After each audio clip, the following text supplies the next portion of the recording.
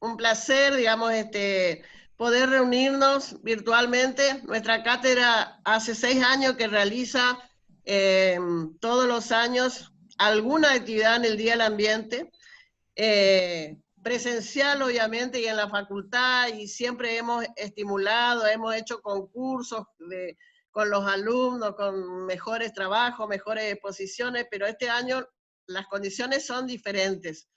De cualquier manera, es digamos, es mucha satisfacción que, bueno, que podamos llevar a cabo estas reflexiones, porque el hecho que no estemos asistiendo a la facultad como siempre, igual cada uno está pensando, continuando con sus investigaciones, y bueno, queríamos compartir estas reflexiones, así que Mario, si querés dar la bienvenida a todos los que ya están conectados. El doctor Mario Roberto Villegas es el decano de nuestra facultad. Están presentes también la señora vicedecana de la facultad, la doctora Hilda Zárate, la secretaria de Relaciones Interinstitucionales y Vinculación, Movilidad, doctora Susana Sur, y no sé si se me escapa alguna otra autoridad de la casa, profesores y alumnos. Así que Mario, si querés dar la bienvenida y después nosotros continuamos con nuestra tarde. Bueno, Alba, muchas gracias. La verdad que para nosotros siempre es un gran gusto hacer este tipo de actividad dental a cargo de la doctora Alba de Bianchetti, que todo su staff de docentes están integrando también esta presentación. Agradecerle con mucho afecto a los docentes invitados de la Universidad Nacional de Córdoba, de la Universidad Nacional de Luján, el consultor ambiental, la doctora Galarza, que también nos acompaña en esta oportunidad, y por supuesto a la doctora Roxana Romero y a la doctora Alba de Bianchetti, que son representantes de nuestra facultad. La verdad que para nosotros es un gran gusto, año tras año, participar de esta experiencia, en esta vez de una manera especial, porque participamos a través de la modalidad virtual, esta cuestión de la pandemia que se ha declarado en todo el mundo y que en Argentina ha tenido las consecuencias del aislamiento de hace ya poco más de casi 80 días, nos trae como consecuencia, bueno, tener que utilizar estas modalidades, usar la inteligencia para usar la tecnología, y a través de esta modalidad de mantener siempre la formación y llevar adelante actividades que nos permiten mejorar la excelencia académica y la calidad del servicio educativo que brindamos en nuestras unidades académicas en todo el país. Así que agradecerles a todos por la presencia en primer lugar, decirles que para nosotros siempre es importante porque recordar este Día del Ambiente, instaurado por Naciones Unidas el 5 de junio, está pensado más que nada para que reflexionemos cómo nos relacionamos nosotros con nuestro ambiente, con la naturaleza, con los otros seres vivos, cómo relacionamos esto con la necesidad de crear un mundo más justo e igualitario, porque que el ambiente simplemente enfoca una serie de grandes dificultades o temas para discutir y conversar, para tener un desarrollo más armónico y sustentable, pero también tiene que ver con el impacto sobre los derechos humanos. El cambio climático que estamos atravesando en el mundo genera no solo consecuencias directas sobre la naturaleza, sobre cómo está organizado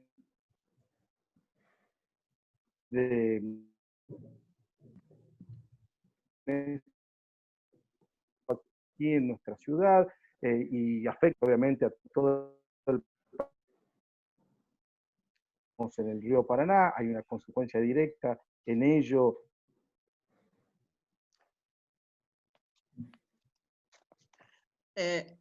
No se escucha, Mario, se ve que se movió el micrófono.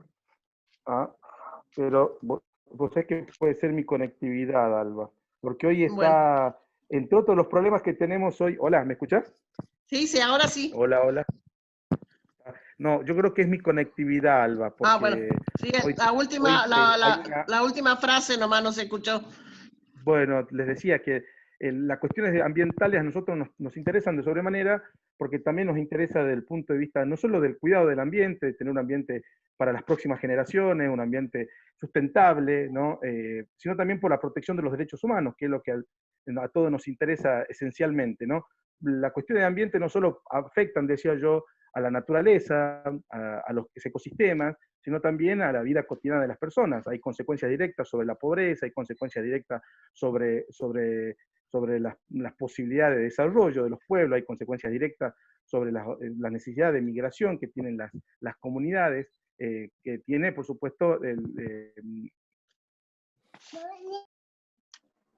esto provoca que reflexionemos sobre el cambio climático, sobre la contaminación de la tierra, del aire y de los recursos que tenemos disponibles, que discutamos las cuestiones de nuestras fuentes hídricas. Yo recién hacía mención a lo del río Paraná. Para nosotros es un tema que nos parece un tema nuevo, que estamos discutiendo, tenemos una gran bajante y esto afecta directamente no solo a la producción vitícola, sino también afecta directamente en un recurso vital para nuestra provincia y en todo nuestro contexto aquí regional. Es decir, hay una serie de temas, obviamente estoy tratando de ser resumido porque las exposiciones van a ser mucho más fructíferas de lo que yo puedo decir, pero tenemos muchos temas que tenemos que debatir, ¿no? La sobreexplotación de los recursos naturales, el uso de determinados fertilizantes, determinados instrumentos químicos que pueden afectar directamente la tierra, y siempre pensando una lógica en que sea un ambiente sustentable para el desarrollo soberano de nuestros pueblos, pero también que podamos tener un ambiente que nos permita el pleno desarrollo de todas las otras actividades humanas y por supuesto la conservación del mismo. Yo creo que con los trabajos que se vienen haciendo hace mucho tiempo en las diferentes universidades, las discusiones en el ámbito de la investigación científica, en el ámbito de la extensión universitaria y en la docencia universitaria, la verdad que viene trabajándose fuertemente en apuntalar estos mojones que hacía referencia recién, para trabajar sobre la discusión del derecho al medio ambiente sano y equilibrado y sustentable para todos. Yo con estas convicciones no me queda más que desearles muchísimos éxitos en esta tarea académica que van a realizar en el día de la fecha, seguro de que abordarán como siempre con el espíritu crítico que caracteriza a los universitarios. Los temas que se tratarán y las propuestas que seguramente surgirán de las exposiciones y después de los posteriores debates, sin duda se dan para mayor interés de nuestras universidades. También veo representantes del Estado, provincial. Aquí está el doctor Rujana, lo estoy viendo presente. También, perdóneme si me escapa algún otro referente de las cuestiones ambientales en nuestra provincia o en la región.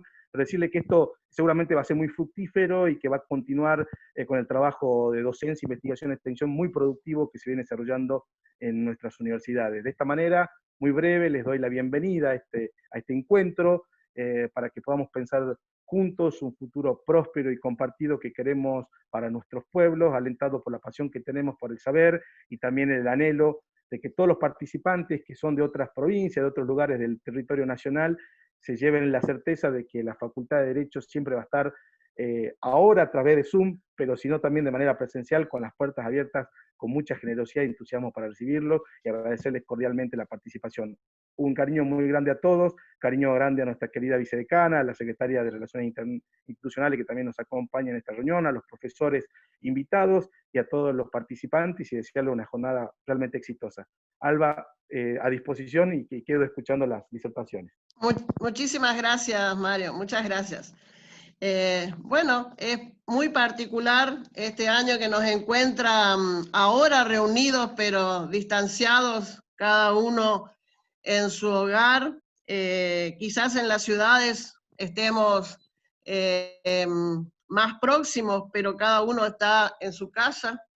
Pero también tenemos que recordar que hay personas que no tienen casa, que no tienen techo, y este aislamiento en la zona rural, por ejemplo, se ve distinto. En la zona rural no se ha perdido el contacto con la naturaleza, el trabajar con ella, la necesidad de hacerla fructificar. O sea, es bien diferente a la zona urbana, a donde estamos todos amuchados y ahora tenemos que estar aislados por miedo a un virus.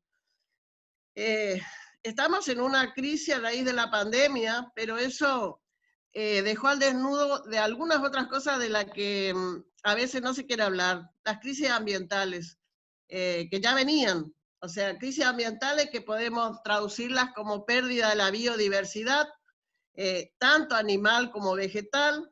Esa pérdida de biodiversidad afecta al ser humano, porque, por ejemplo, la deforestación nos ha puesto a las puertas de un montón de enfermedades que los bosques han servido como barrera. Ahí tenemos el dengue, Zika, gripe aviar, gripe porcina, hantavirus, una serie de enfermedades que vinculan al hombre con la naturaleza. O sea, necesitamos que hay un vínculo muy cercano entre el deterioro del ambiente y el deterioro de la salud humana.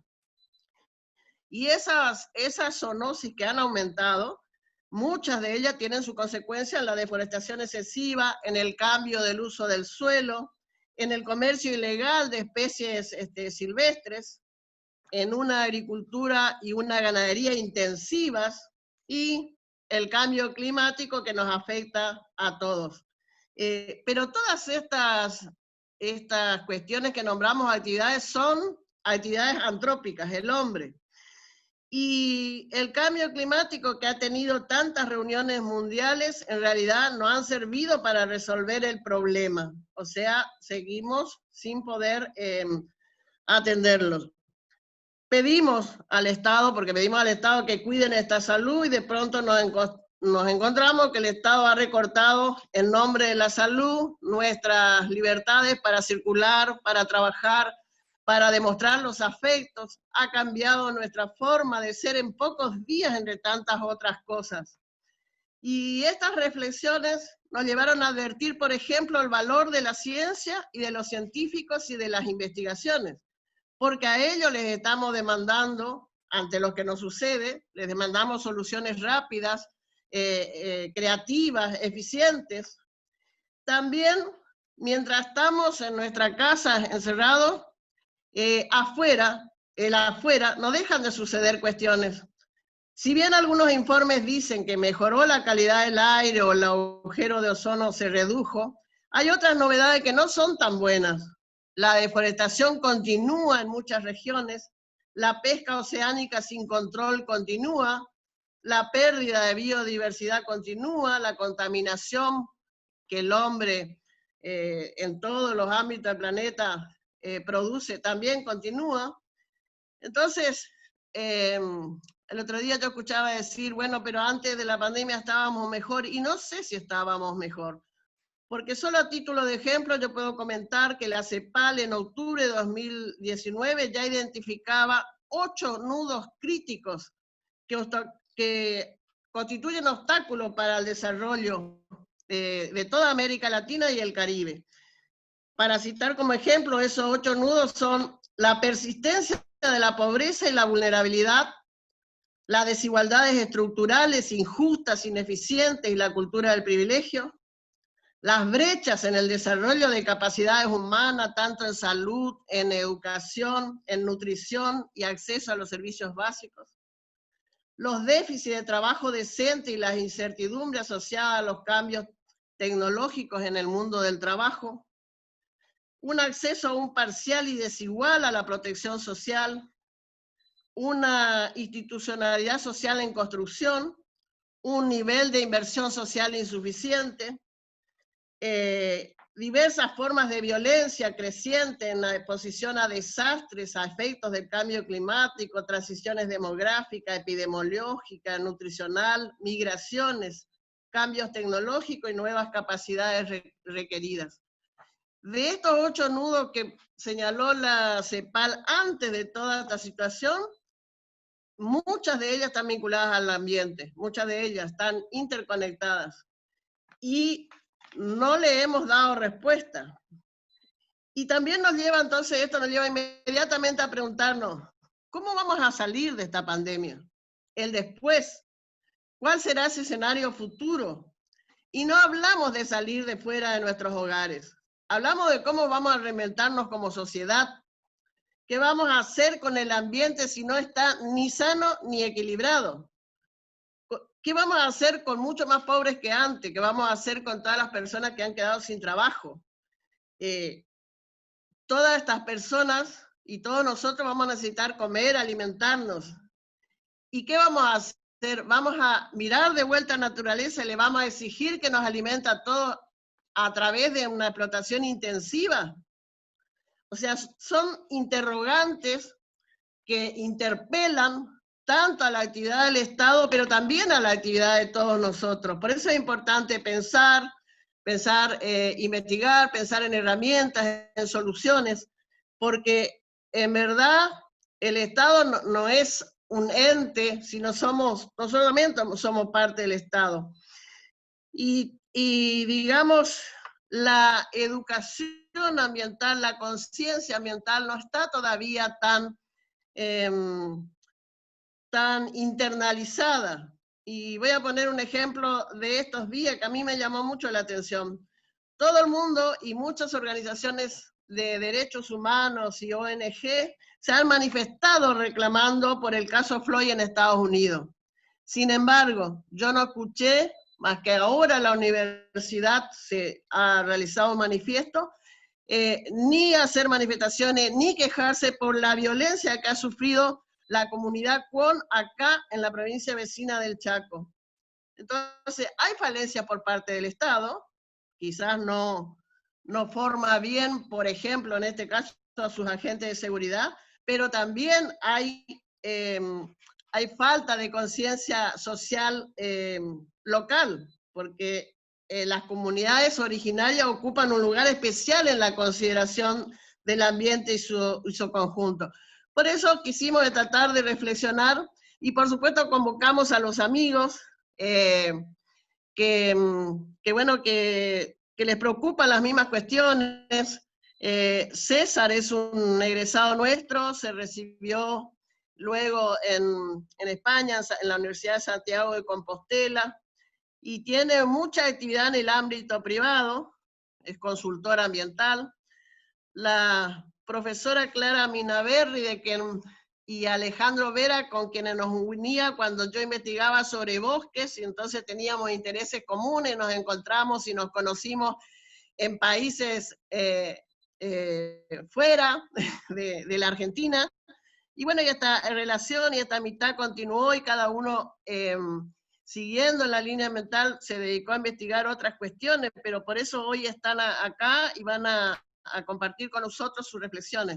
Entonces le vamos a dar lugar a César Galarza, quien va a referirse a reflexiones que llevan o que vinculan en tiempo de en protección del ambiente y los recursos naturales en este nuevo paradigma del COVID-19. Y les sugeriría a todos que las preguntas, si tienen, las apunten y las dejamos para el final para, bueno, realizar algún intercambio. Por ahora escuchamos. Muchas gracias, Alba, por la Sí. invitación y la posibilidad de contribuir con algunas reflexiones en este día, y al señor decano ahí de la Facultad de Derecho, en la Casa de Estudio, que bueno, que fue mi origen de toda esta aventura del conocimiento y la vida universitaria, ¿no? A pesar de que después fui a parar a otros lugares, pero siempre volvemos a Corrientes. Y bueno, para no, dado que el tiempo es poco, quería reflexionar acerca de un poco de qué está significando este tema del coronavirus y la pandemia, pero visto desde el punto de vista de lo que me toca a mí un poco, que es la actividad de consultoría privada en relación de la consultoría ambiental y de sostenibilidad, que es lo que más me dedico. Antes de la pandemia, en un durante de la pandemia y en un después de lo que podría ser eso, bien lo que se refería a Alba recién y lo que se refería también el decano, las distintas facetas que puede tener. Voy a compartirles la pantalla de yo veo, siempre me gusta poner algunas fotos para que sea un poco más visual el tema. Entonces,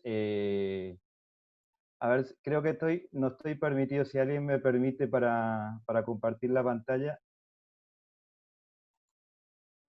Sí. Ahí está. ¿Ahí lo ven? Perfecto, César. Perfecto. Bueno, seguramente todos hemos escuchado que en esta pandemia prácticamente se asegura que tiene un origen venido de los animales, ¿no? Lo que hablaba Alba recién de la zoonosis, y que gran cantidad de las enfermedades que hay hoy en día provienen de esta circunstancia, ¿no? y que la mayoría de los organismos internacionales y los expertos lo están vinculando a la degradación ambiental que hubo en los últimos tiempos, ¿no? Pero lo cierto es que esta degradación se viene anunciando hace bastante tiempo.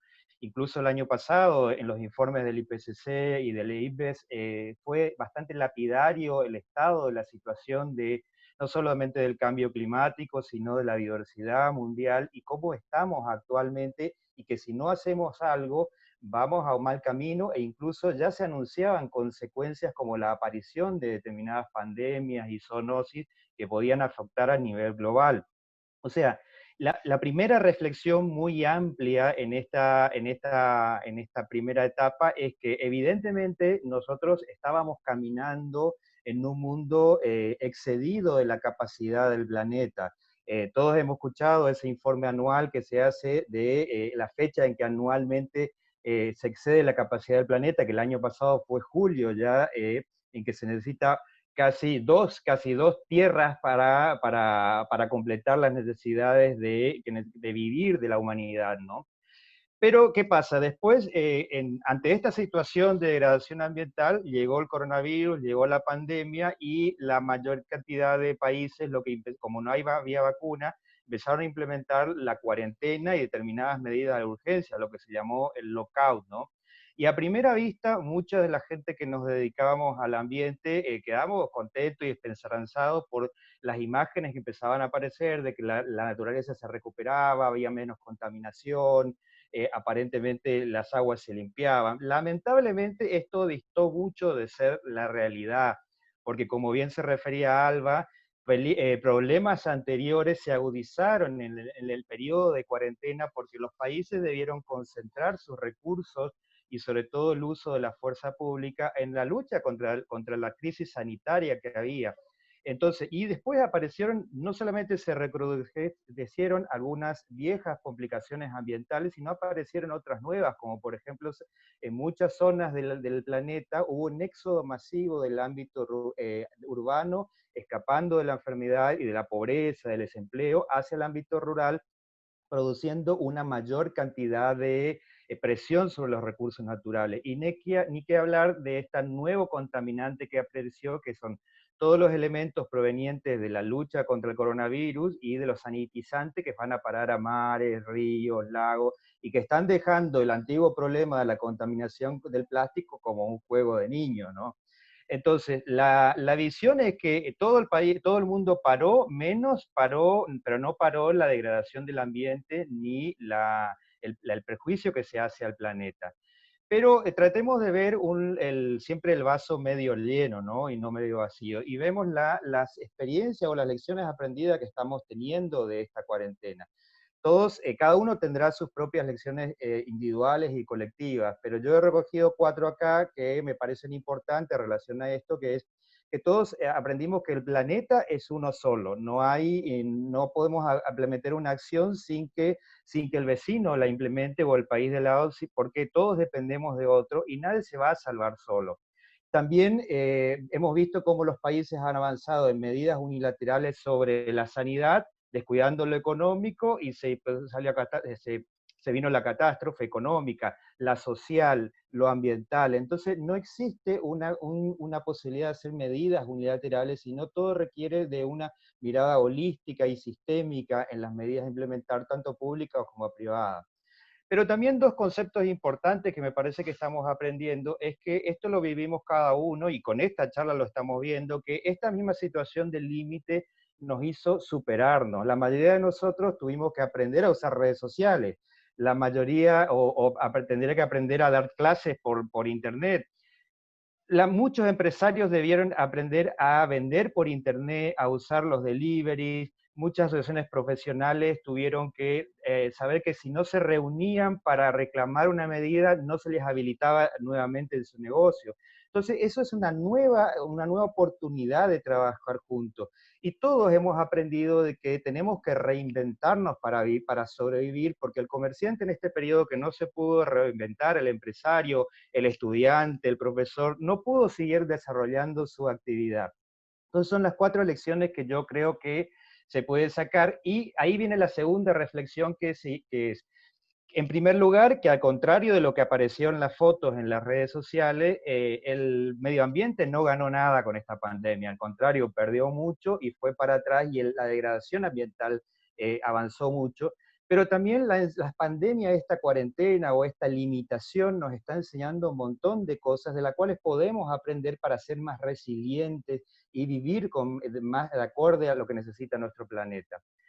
¿Y qué pasa después de la pandemia? Lo que va a quedar es la gran crisis económica, ¿no? Y la nueva normalidad, entre comillas. El gran problema de la crisis económica es que el conjunto de medidas que implementen los gobiernos y también los aspectos, las empresas, para tratar de salir desesperadamente de esta crisis económica, pueden desconocer las medidas de protección ambiental o de riesgo ambiental, ya sea planes económicos, nuevos impuestos, planes sociales, y puede ser que, obligados por la necesidad de superar esta crisis económica, dejemos un tanto desprotegido el ambiente en estos tiempos, y eso es un gran riesgo.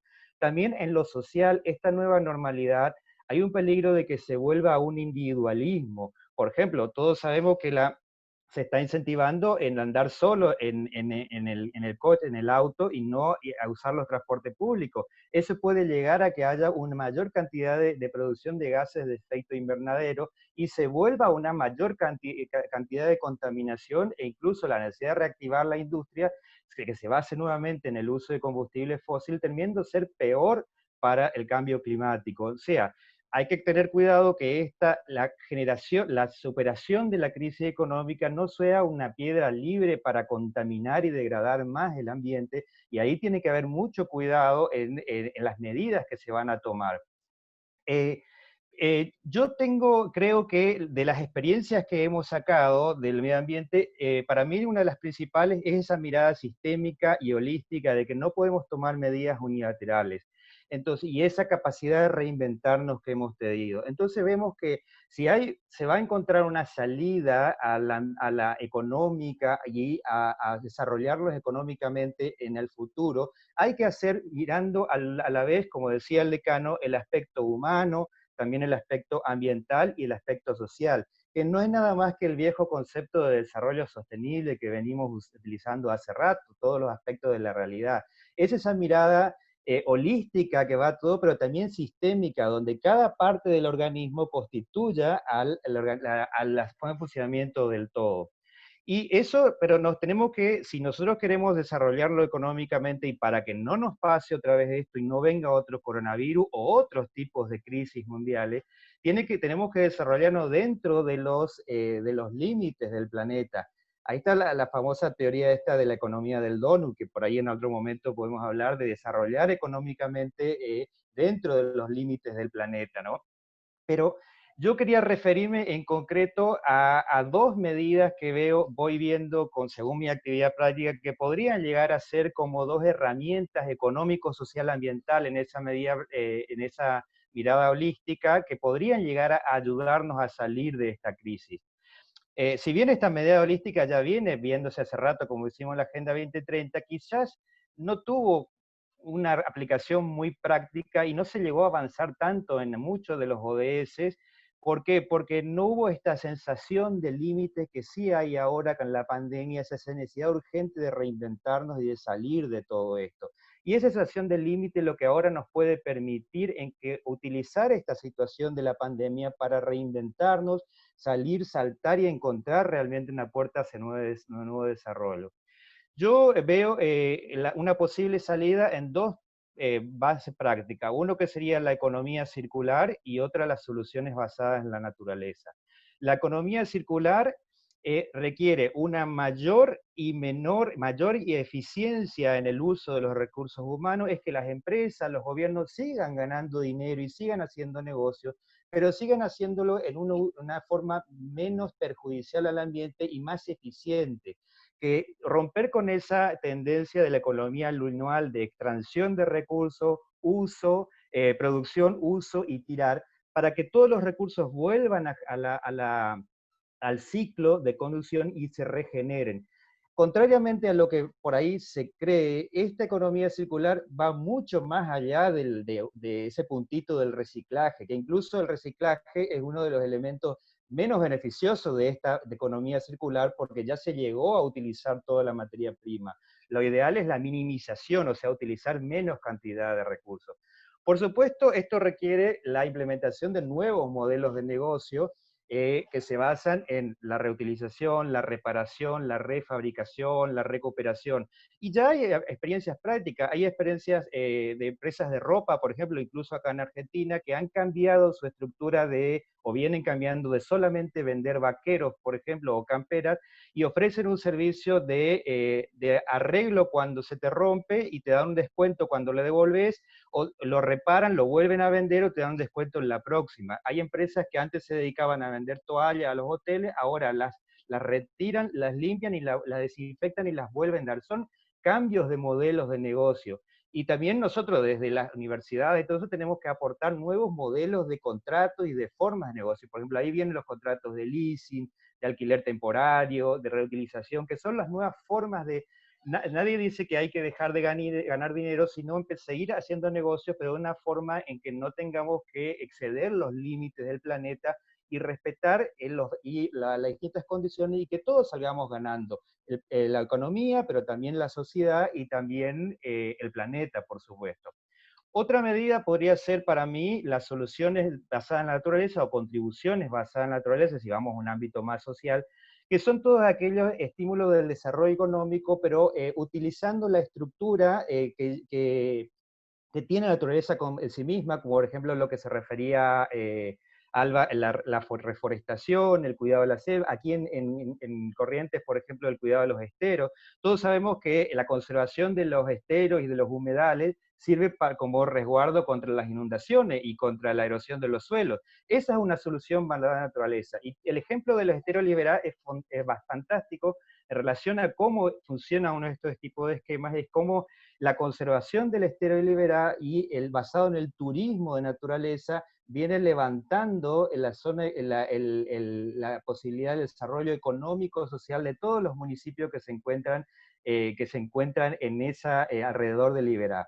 Estas soluciones basadas en la naturaleza se diferencian, por supuesto, de aquellas que están inspiradas en la naturaleza, que, por ejemplo, podrían ser aquellas que copian un sistema de refrigeración copiando un sistema orgánico, o también aquellos sistemas que utilizan como base la naturaleza, que podría ser la energía renovable, que es la que utiliza un elemento de la naturaleza para producir un desarrollo económico. Pero todas son válidas y todos producen un triple impacto de beneficio económico, social y ambiental. Por supuesto que estas medidas requieren un esfuerzo de todo, y no solamente recurrir a la innovación, que es hacer las cosas de un modo distinto a lo que venimos haciendo, sino ir un poco más allá, ir al concepto de disrupción, o sea, cambiar de 180 grados lo que veníamos haciendo.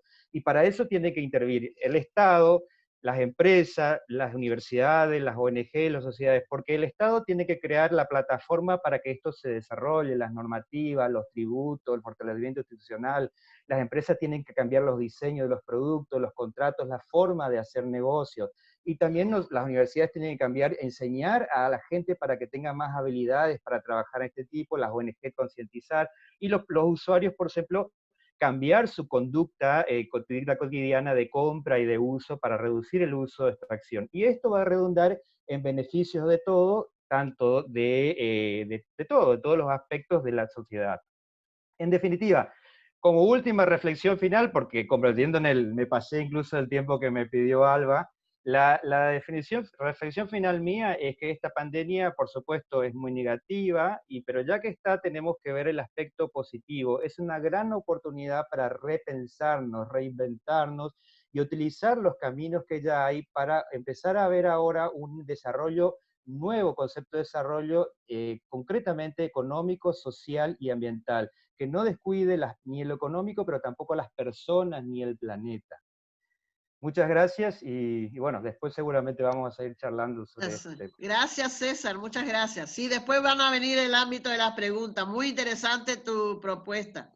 Bueno, ahora la vamos a escuchar a la magíster Rosana Romero, que va a hablar de la protección al ambiente en un fallo de la Corte Interamericana de Derechos Humanos acerca de las comunidades indígenas miembros de la asociación Lacajonat, nuestra tierra, Argentina. La profesora Rosana es profesora adjunta de la Cátedra de Derecho Agrario y Ambiental, es magíster en Derecho Fundiario y Empresa Agraria, y como miembro de la UMAUP tiene mucho viajado por todo el mundo, con ponencias, presentaciones, escritos, o sea, bueno, la escuchamos.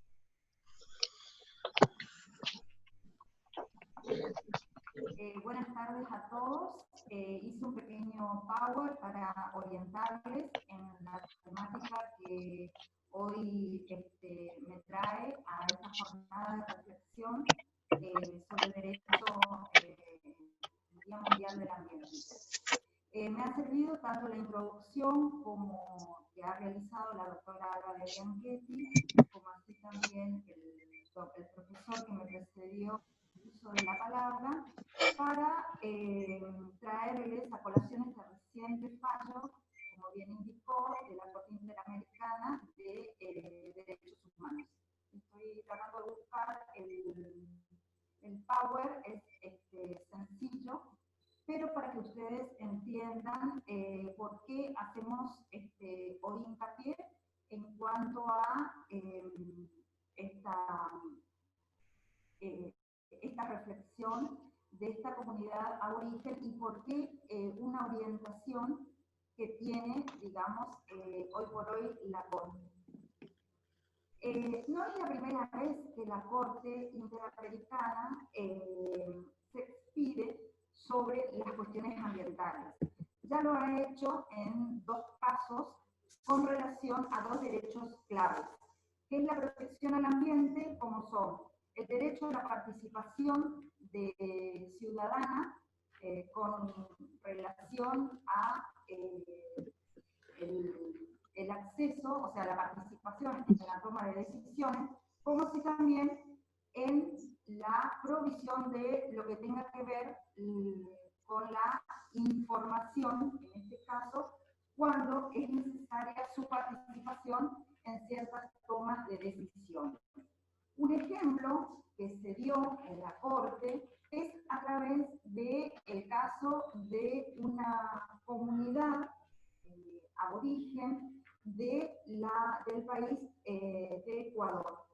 Esta comunidad aborigen tenía una particularidad, había el Estado ecuatoriano había otorgado concesiones a una empresa privada con relación a la explotación de los hidrocarburos.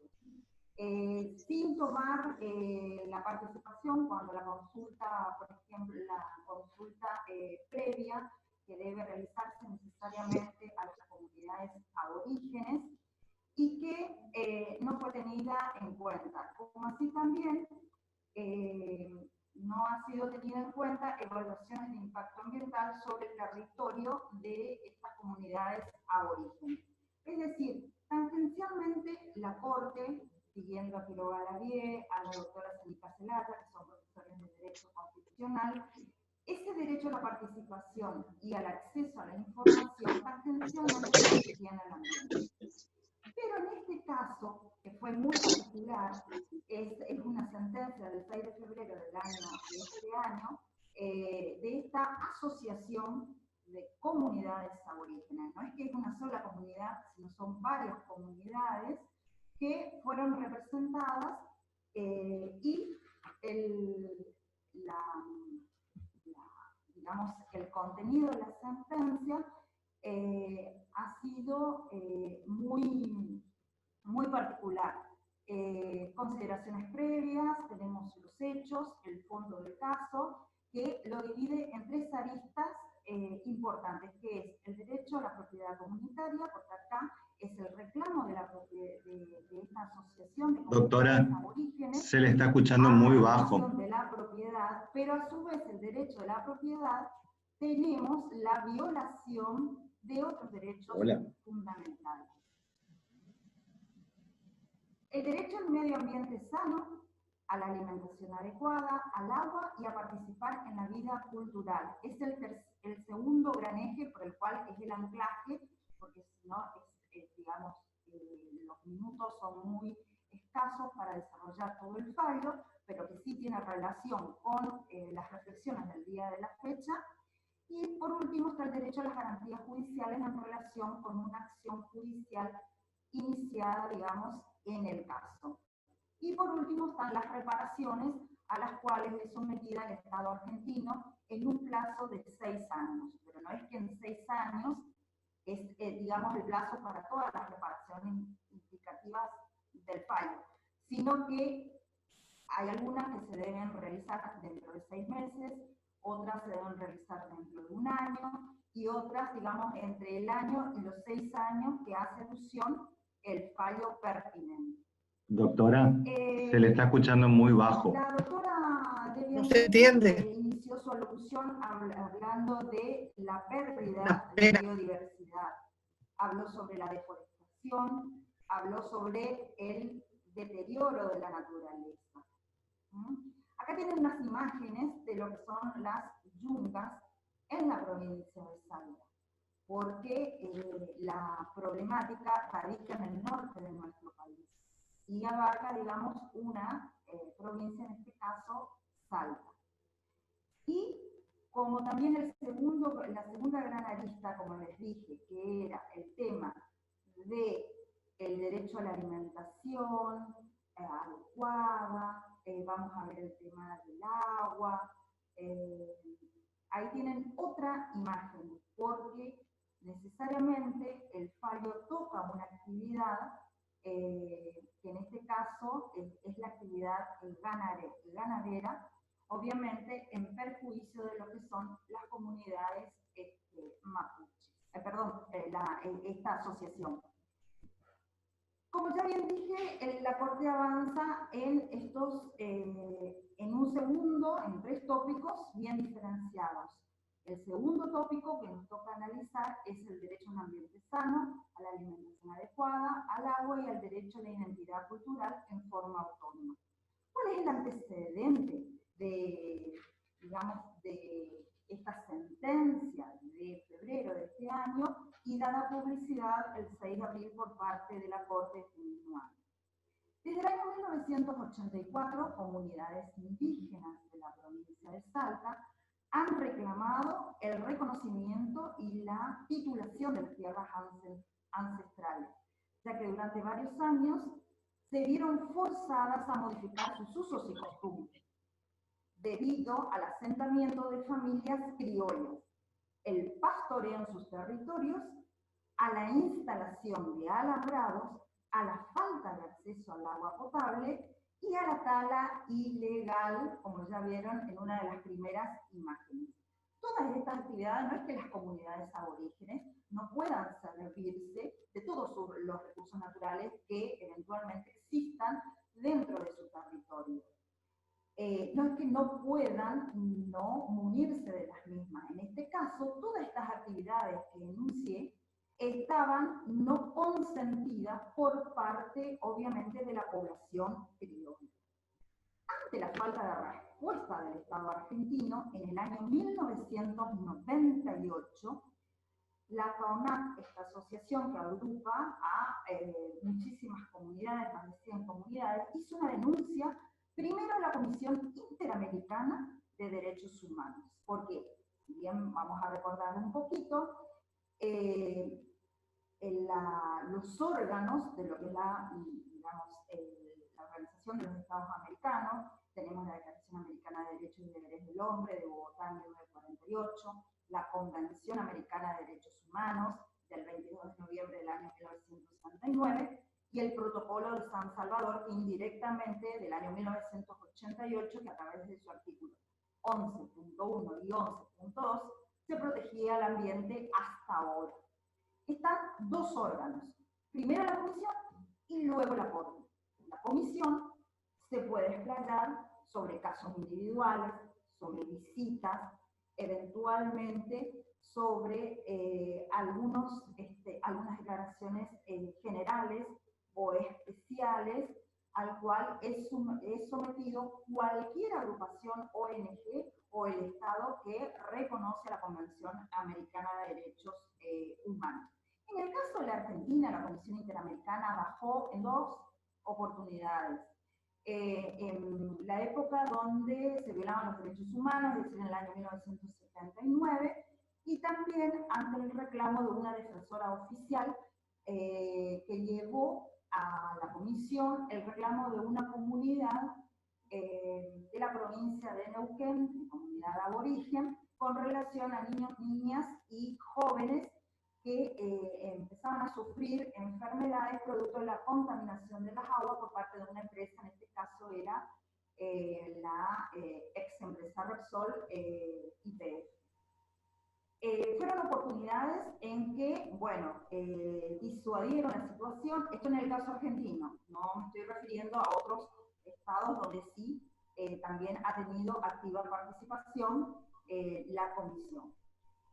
Y luego tenemos la Corte. En este caso, este reclamo de la asociación desde 1984 llegó a ciertas advertencias por parte de la comisión que fueron, obviamente, no fueron tomados en cuenta. Y ante el incumplimiento, se lleva el caso ante la Corte. La Corte tiene 2 instancias, o sea, 2 modalidades de trabajo. La consultiva, que ya tenemos un antecedente, que es la opinión consultiva número 23 del año 2017, donde también se habla ante un reclamo de, en este caso, el Estado de Colombia. Y la contenciosa, en este caso sí estudia la Corte y eventualmente hay un reclamo que debe ser tenido en cuenta. Y analiza toda esta situación muy particular, llevada a analiza la realidad fáctica que están viviendo más de 20 años esta asociación, digamos, que nuclea a una infinidad de comunidades aborígenes y que a través de, como reitero, la vulneración de su derecho a la propiedad, tenemos vulneración de otros derechos. Es allí que trata de interpretar y de llegar a dictaminar las reparaciones que tiene que tener el Estado argentino a través del juego del artículo 26 de la Convención Americana, que corresponde al capítulo de derechos económicos, sociales y culturales y ambientales, agregan algunos que se conoce con la sigla DECA. En una simbiosis muy particular con el artículo 1, obligación de respetar los derechos. ¿Qué sucede en este ambiente sano, protegido a través de esta situación muy particular? La Corte analiza y decide que los derechos a un ambiente sano, a la alimentación adecuada, al agua y a la identidad cultural en forma autónoma a través de este articulado que había indicado. ¿Qué pasa? Estas modalidades de trabajo de la población criolla ha digamos, provocado cambios en la forma de vida de las comunidades aborígenes, a su identidad cultural, que están relacionados íntimamente con el territorio en el cual están asentadas las mismas, y donde todas las actividades realizadas por esa población criolla, como ser el alambrado, el cerrar los territorios por parte de la población criolla, afectó, por ejemplo, el acceso a los ríos, eventualmente a los lagos, también afectó ese cerramiento a caminos que utilizaban ancestralmente las distintas comunidades para mantenerse comunicadas entre sí. El Estado tomó conocimiento, siempre tuvo conocimiento de ese daño que con el tiempo se iba agravando. Y aunque tomó las medidas al respecto, fueron insatisfechas, digamos, para contener el daño que se venía produciendo. En la etapa de la Corte, ya no de la Comisión Interamericana, tuvo una activa participación, ya que se conformó una amicus curiae de la Fundación Ambiente y Recursos Naturales. Voy a pasar acá. Y yo rescaté de la sentencia el fundamento de la Fundación Ambiente y Recursos Naturales, que le hicieron llegar conjuntamente, digamos, del reclamo de la asociación ante la Corte. En primer lugar, como bien ustedes pueden leer en la transparencia, el rol que cumplen los pueblos indígenas en las estrategias integrales de mitigación y adaptación al cambio climático en su cosmovisión, su forma de vida, la cual contribuye al sistema y subsistencia sostenible y a la conservación de la biodiversidad, conformando una herramienta necesaria para refrenar los efectos catastróficos del cambio climático.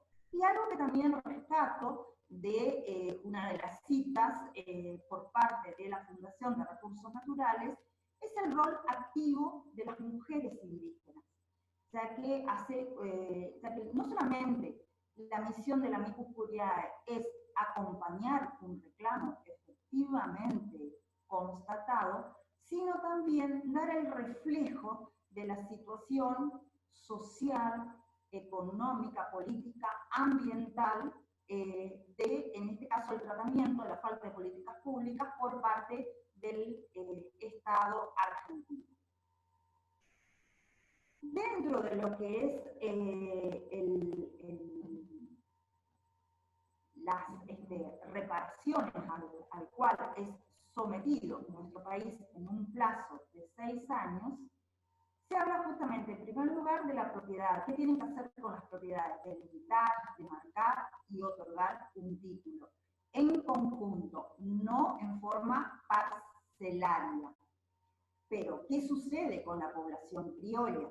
Tratar en lo posible de utilizar no medios compulsivos de expulsión, sino tratar de empezar a trabajar con el retiro de toda la obra de infraestructura que realizó esa población criolla para tratar de que vuelva ese espacio muy particular que ellos lo consideran su espacio donde radica todo, sus costumbres, sus tradiciones, su fuente de vida, porque inclusive en un pasaje del fallo hace alusión a la Corte que hasta la modalidad de la cría de ganado, como lo hacía la población criolla, afectó de manera tal la utilización de los propios recursos naturales del cual se une la comunidad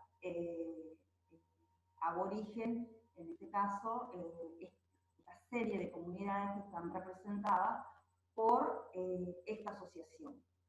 Asimismo,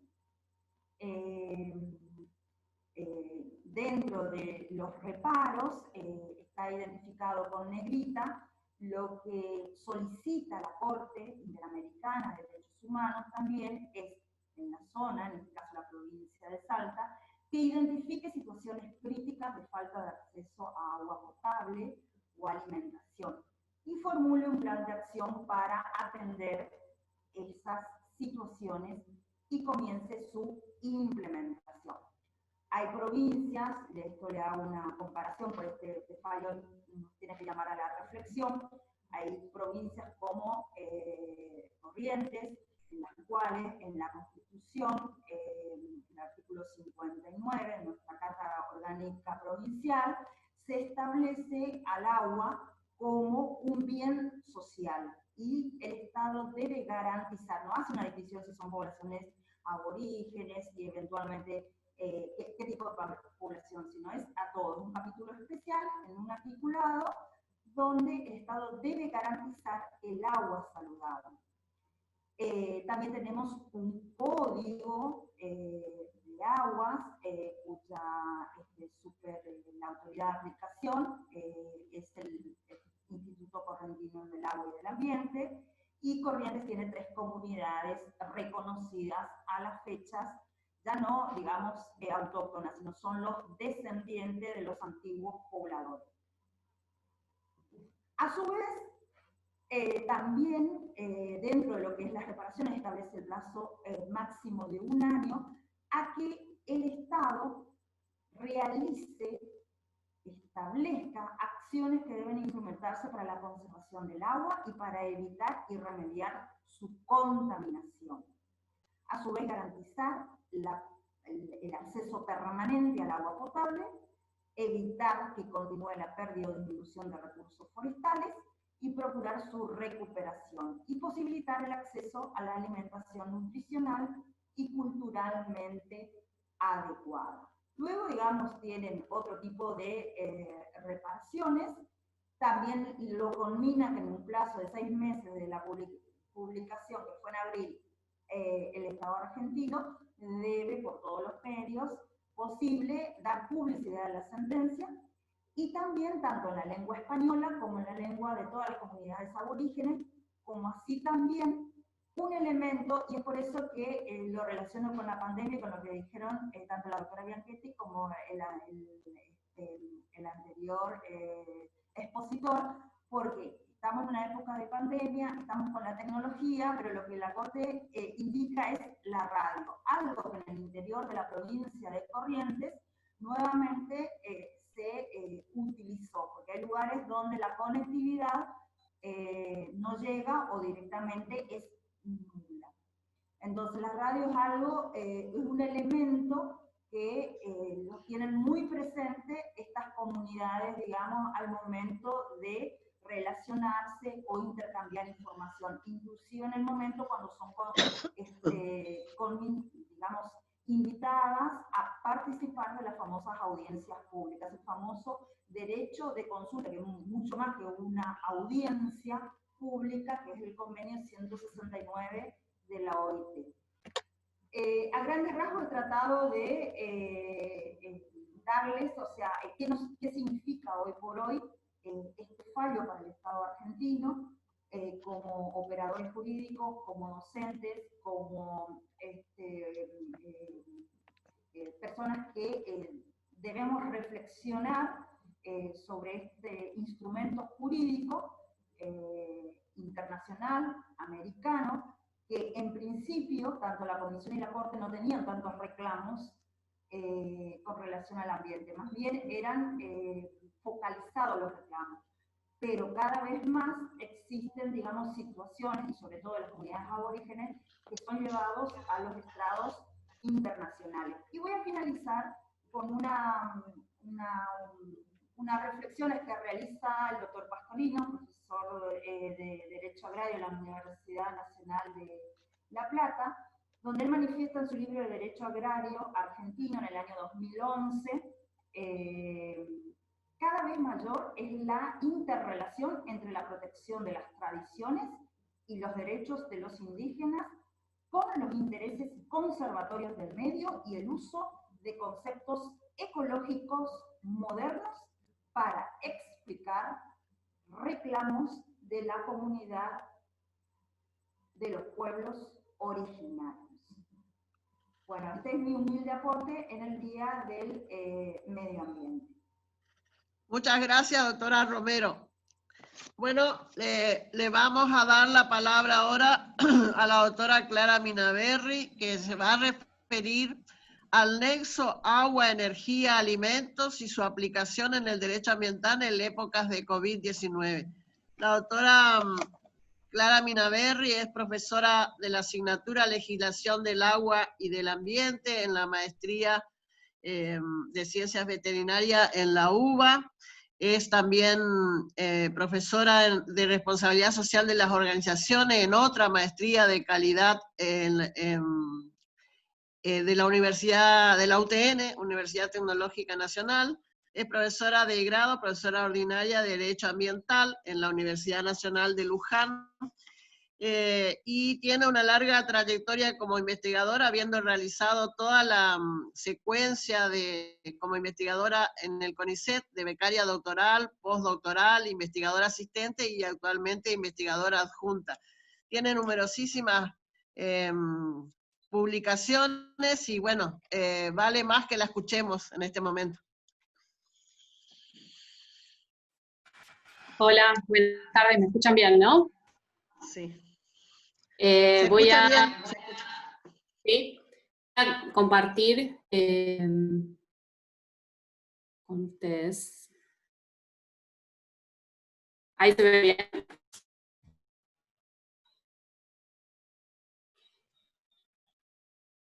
Perfecto. Bueno, primero muchas gracias por la invitación. Voy a tratar de ser concreta para después dejar espacio a las preguntas. La idea de hablar, vincularlo con el derecho ambiental y mencionar algo de lo que estamos viviendo a través de la pandemia, tiene que ver con que, bueno, hace unos meses tuve la suerte de colaborar con IPBES en una especie de colaboración de expertos para elaborar un documento sobre este tema, que se todavía en a seguir avanzando todo el año. Básicamente me generó la inquietud y la necesidad de vincularlo local con el derecho ambiental y ver de qué manera el ámbito internacional nosotros podemos aceptar, aunque sea algunos principios, lineamientos generales del nexo agua, energía y alimentos. Básicamente, ese fue mi input y ahora quería comentarles algunas cuestiones muy generales para compartirlo con ustedes.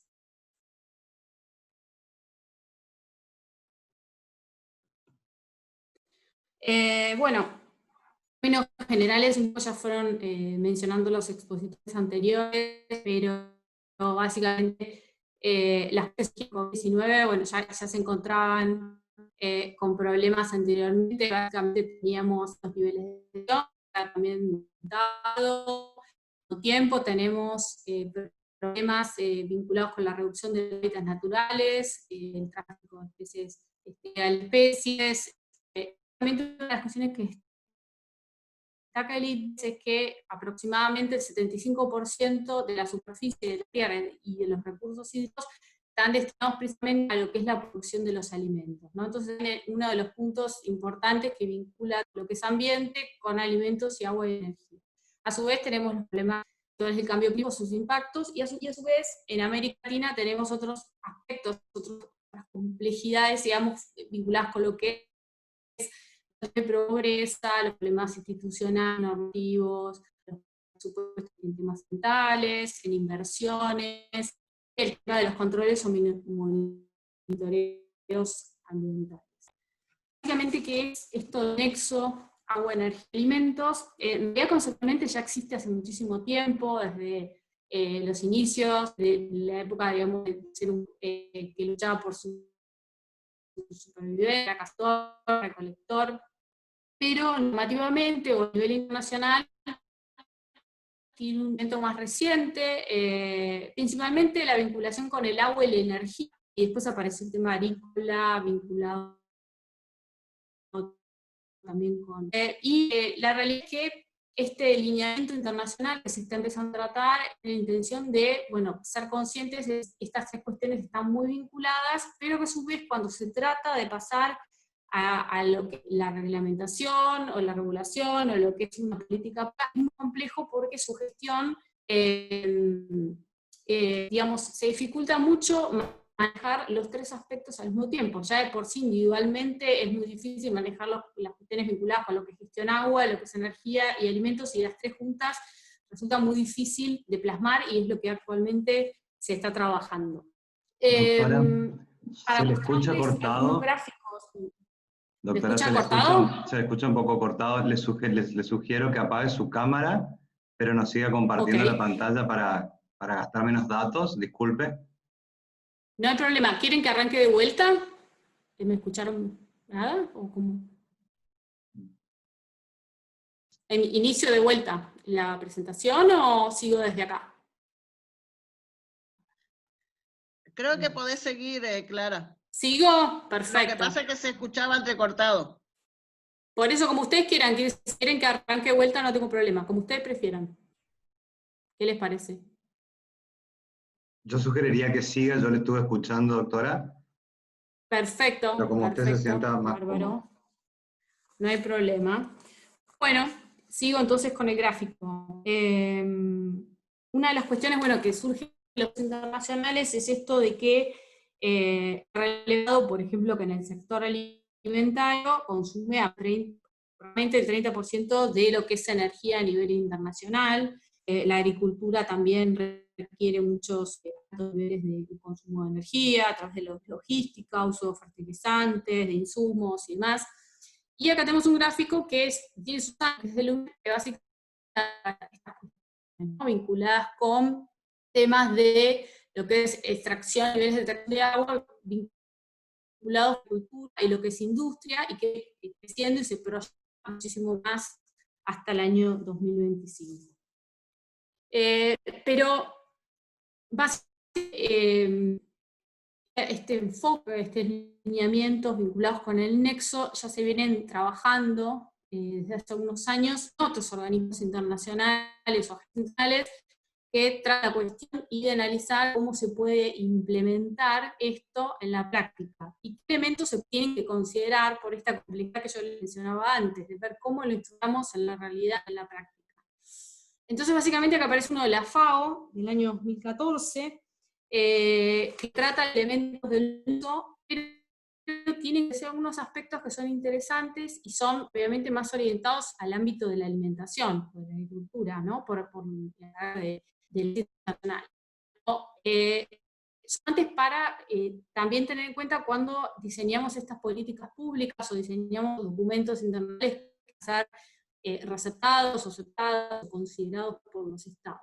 Entonces básicamente, con niveles de urbanización, que se está viendo tanto en la pandemia, las ciudades grandes, los problemas que tienen por la concentración de personas, el tema de los virus, bueno, todas las problemáticas ambientales que tienen las ciudades, crecimiento demográfico, el cambio de las metas que tienen determinadas que obligan a los países a comercializar diferentes productos o commodities, los comportamientos culturales y sociales, más allá de los problemas actuales, como, bueno, como mencioné antes, el climático, los cambios en energía, en temas agrícolas y demás.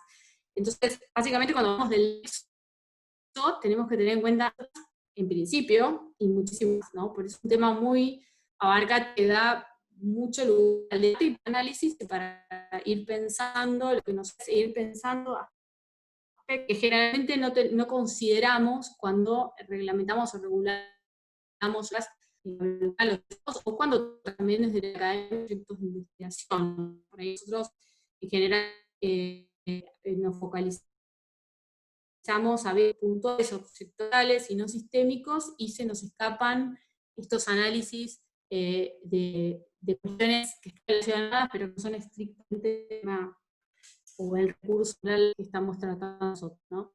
Entonces nos obliga a hacer un trabajo más de... Este es un gráfico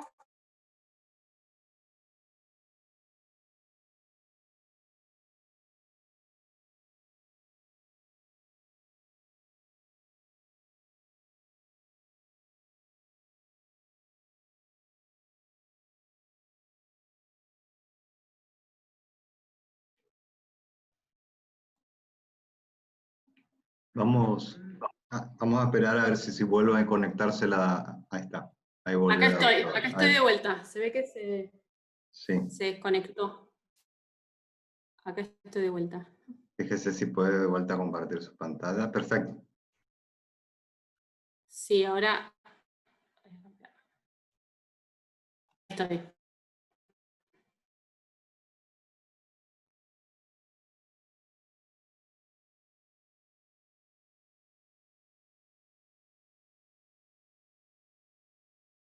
¿Me escuchan? Sí. Sí, doctora. Sí, sí. Ahí compartí. Sigo por acá, creo que cortó, ¿no? ¿Este gráfico o en el anterior? A ver, vuelvo al... ¿Acá me escucharon? Sí. Sí. Sigo con la acción. Bueno, se había justo iniciado con este. Les comentaba que esta es otra forma de analizar el fue tomado por información de la Comisión Económica de Naciones Unidas para Europa, que básicamente plantea el nexo desde otro enfoque. Básicamente, se traduce en aspectos más puntuales de cada de los elementos del nexo. Por ejemplo, cuando de alimentos, hace alusiones a la biomasa se puede utilizar, lo que es las formas de producción de alimentos que se pueden considerar, los niveles de consumo, los niveles de agua y la energía hidroeléctrica.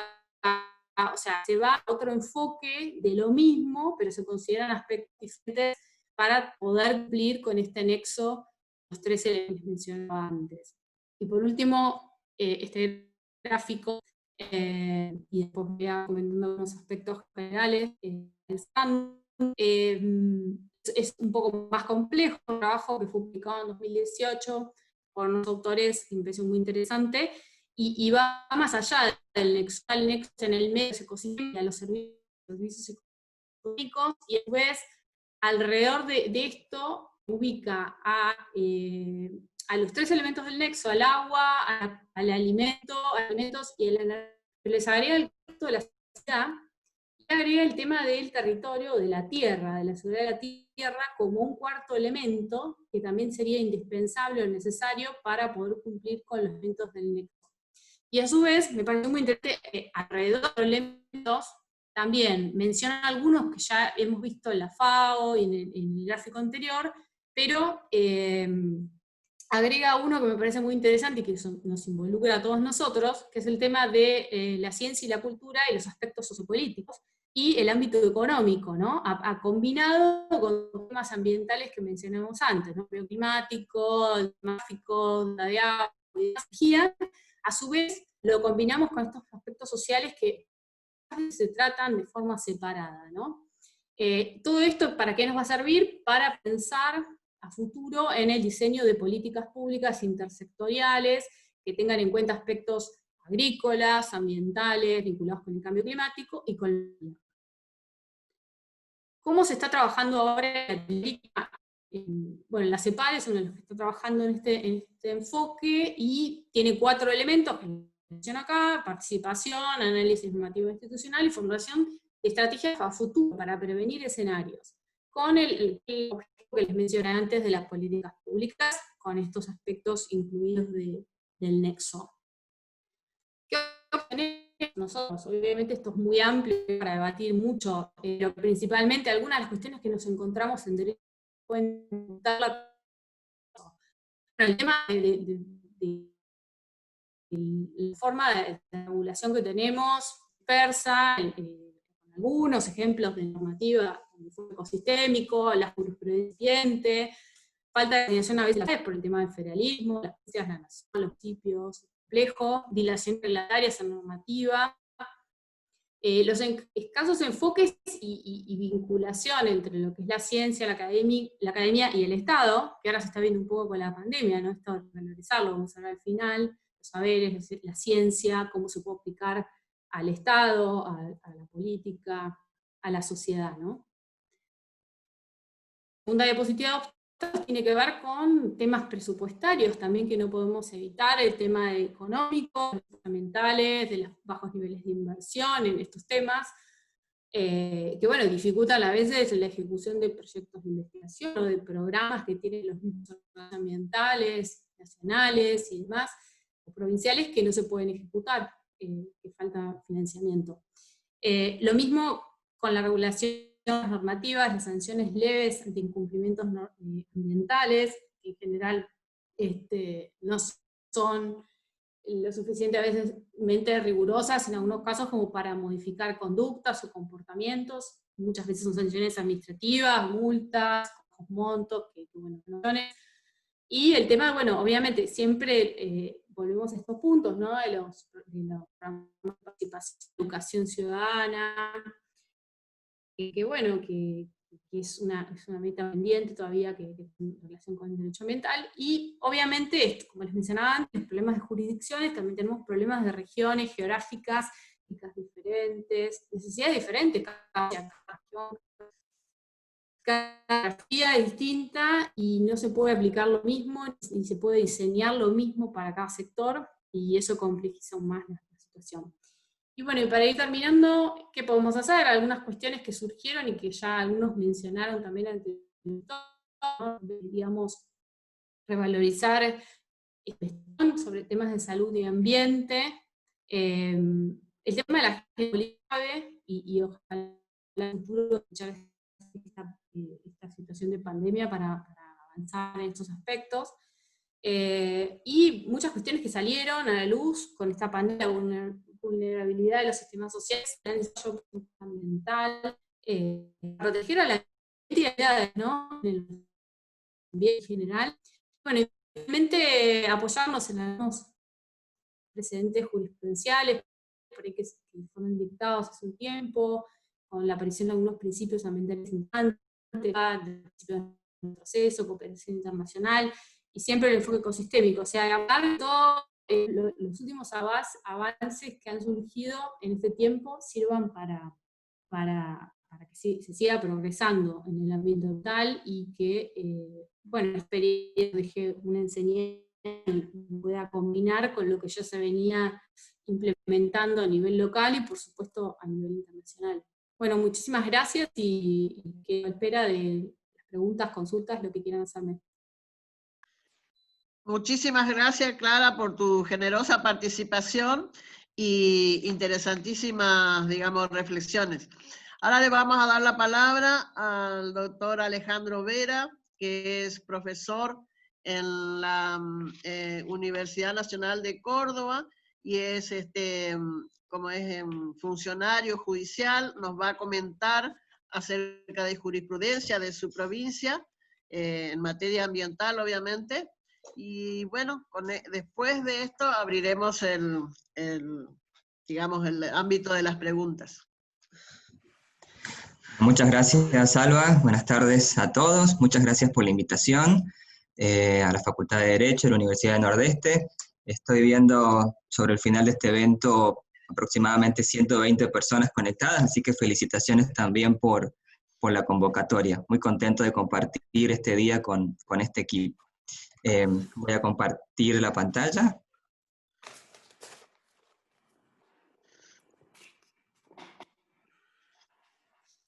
A ver si me pueden habilitar la posibilidad. Sí, ya te la habilitan. Martín. Ahí está. Creo que ahí está. Bueno, cualquier problema me avisan si no se escucha bien o algo. Es un poco pretencioso tratar de resumir la jurisprudencia de una provincia en 10 minutos, ¿no? Yo lo tengo muy presente a eso, por eso mi objetivo con esta presentación es simplemente compartir, exponer algunas novedades, algunos lineamientos en torno a 3 grandes tópicos que han sido profundamente debatidos en este último tiempo, por lo menos acá en la provincia de Córdoba. Creo que ahí, perdón, se perdió la conexión. Ahí está.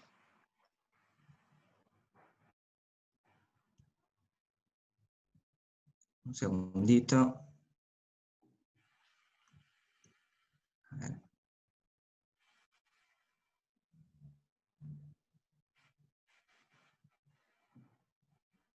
No sé si pueden ver correctamente la presentación. ¿O? Sí, se ve. Se ve. Ah, bueno. Lo que sí no me deja poner en modo presentación. A ver. Ahí está. Creo que ahí está. Bueno, les decía, 3 grandes tópicos que me parecen interesantes para compartir, porque además son problemáticas comunes. Desde ya quedo a disposición, al final voy a compartir mi contacto por si a alguien le gustaría profundizar en alguno de estos tópicos o en otros, y que ojalá sea también una forma de establecer contactos y generar trabajos conjuntos en torno a estas problemáticas comunes a muchas provincias de nuestro país. Los 3 tópicos van a ser residuos sólidos urbanos, el tema de minería, más en particular tema de presupuestos mínimos, y luego finalmente un tema muy problemático en Córdoba, que es el tema de agroquímicos. Voy a basarme principalmente en precedentes del Tribunal Superior de Justicia de la provincia, aunque por ahí mencionaré también algunos precedentes de tribunales inferiores. Bueno, sin más preámbulos, residuos sólidos urbanos, ustedes saben que es una problemática grave para todo el país, y se puede ver de dos enfoques. Desde un punto de vista individual, estamos hablando del impacto que pueden tener, por ejemplo, basurales a cielo abierto frente a comunidades, estamos hablando de derecho a la salud, de derechos humanos, de afectaciones de todo tipo, lo que implica estar expuesto a este problema. En ese sentido, el Tribunal Superior de Córdoba ha reconocido que el amparo es una vía idónea para la relocalización de comunidades o de familias colindantes a un basural. En este caso que les comparto, Savid contra Municipalidad de La Calera, es un caso de una familia que ellos pedían la relocalización, además de una serie de rubros indemnizatorios. El Tribunal Superior, en relación a los rubros indemnizatorios, los manda a vía ordinaria, pero por lo menos vía amparo la condena a la municipalidad a relocalizar hasta que solucione el problema de este basural a cielo abierto. Si lo miramos de un punto de vista más macro, lo que es la política de los residuos sólidos urbanos en la provincia, también ha sido motivo de judicialización. Yo les comparto ahí dos casos interesantes. En principio, en general lo que ha dicho el Tribunal Superior es que el camino que hay que seguir es la progresividad, es la cooperación, es la solidaridad entre los diferentes entes públicos. Básicamente, la estrategia política de la provincia en este tema es una estrategia de regionalización, o sea, se juntan diferentes municipios y comunas de una región en particular y tratan de estructurar una política común en cuanto a la gestión de los residuos sólidos urbanos y localizar un centro de disposición final de estos residuos sólidos urbanos en un lugar en particular. Esta es más o menos la línea, en principio tiene cierto respaldo en los precedentes judiciales en el Tribunal Superior. El problema es que nadie quiere tener el basural en su territorio, ¿no? Ese es el gran problema en todas partes. Y en torno a ese tema, también ha habido algunas judicializaciones de conflictos. Ahí en ese precedente que les comparto no es del Tribunal Superior, es de una Cámara de lo Contencioso Administrativo, pero es un precedente muy reciente, en torno a un centro de disposición final que queda muy cerca de la ciudad de Córdoba, 20 kilómetros, y que va a recibir, o recibiría el proyecto, así estaba planteado, los residuos sólidos urbanos de nada más y nada menos que de la capital de la provincia, de 8 municipios más y de 2 comunas. Sería un centro importante, un área importante. Y en este precedente que les comparto, se dispuso que el proyecto va a tener que ser replanteado porque no se respetaron algunas distancias mínimas a centros poblacionales. Entonces, bueno, creo que grafica bastante bien por dónde pasa el conflicto hoy en día. Nadie discute que las políticas de regionalización sean correctas, estén en un sentido acorde a las posibilidades materiales de los municipios. El problema es que nadie quiere tener el basural cerca y muchas veces los procesos de licenciamiento en torno a las aprobaciones de estos centros de disposición final suelen ser sumamente conflictivos y sin duda judicializados en alguna instancia. Paso al siguiente tema, minería a cielo abierto. En realidad acá simplemente les quiero compartir un precedente importante del Tribunal Superior, es el caso Semincor contra Superior Gobierno de la provincia. ¿De qué se trató este caso? Un caso en torno a una ley que dicta la provincia de Córdoba en el año 2008, la ley 9526, que prohíbe la minería a gran escala, a cielo abierto, con utilización de residuos peligrosos y también la minería de sustancias radioactivas.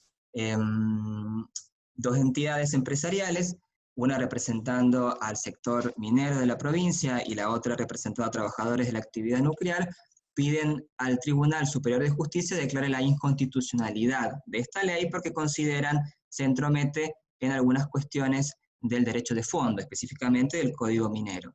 Yo recomiendo a los que les interesa esta cuestión la lectura de este precedente, de este fallo, porque es muy interesante, no solamente porque analiza aspectos de la actividad minera, de los pros, los contras, finalmente termina respaldando la constitucionalidad de la ley provincial, pero bueno, más allá de que se comparta o no la postura, me parece que la lectura es muy rica, hace también un fuerte análisis del derecho humano al agua, de la importancia del agua para la provincia, en esta ponderación de bienes, del principio precautorio, que lo utiliza mucho en el fallo, tiene mucho en cuenta la situación del agua y también la situación del turismo para la provincia como bienes con mucho más peso en la ponderación que la actividad que se pretende autorizar. Córdoba se suma así a otras provincias que han prohibido este tipo de modalidad, como Mendoza, Chubut, La Pampa, San Luis.